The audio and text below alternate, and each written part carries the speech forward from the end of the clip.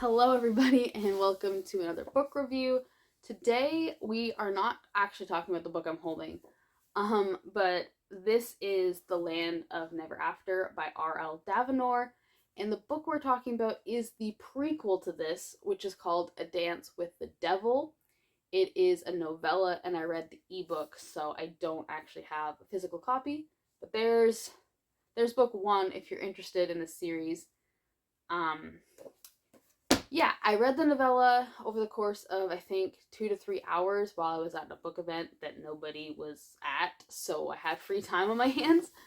And I had downloaded it a while ago and just never got around to reading it. I'm not a huge ebook person, but I had happened. It all worked out. I had the time. It was there, and I'd read book one already, so it made sense to read the prequel novella.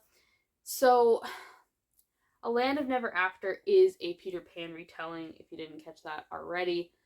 We follow Wendy, who finds herself in Neverland, which is a kind of scary place because everybody and everything is dying, but they also can't leave. There's a curse, essentially. And she meets Peter Pan, and Captain Hook is there, and all of this. And the prequel story actually tells the story of um, Captain Hook and his girlfriend, I guess, at the time, Scarlet, who is supposed to be the Little Mermaid. So the Little Mermaid and Captain Hook are a thing. They are both consenting adults, which the author is constantly saying because people are weird on the internet. But yeah, the prequel follows not the story of how they fell in love, but like a segment of their past, essentially, before book one happens.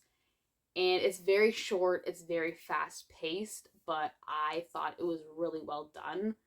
I think I gave it somewhere between 4 to 5 stars. Yeah. But it was really cool to be in Hook's head and to see both of these characters, Scarlet and Hook, and the other people around them, and like they're morally gray and the decisions they make. But it also kind of like fleshed out the world and the backstory that we don't get a lot of in book one. It's very mysterious.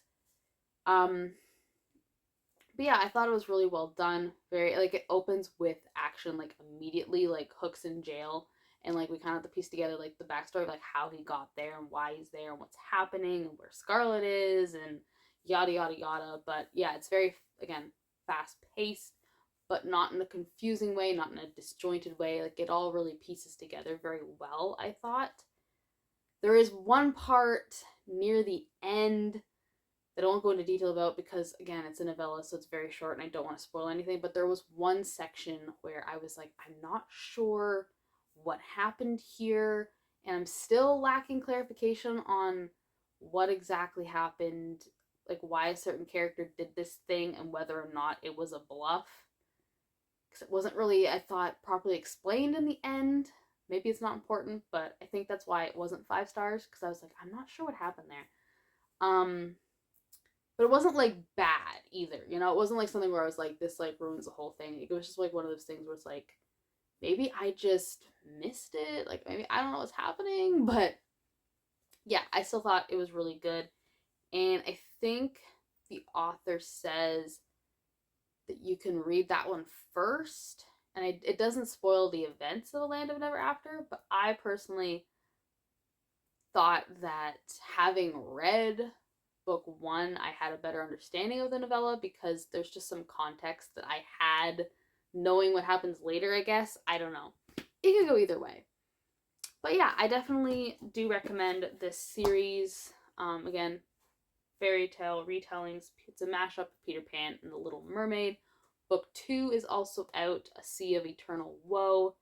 And I believe there is another prequel, The Something in the Swallow.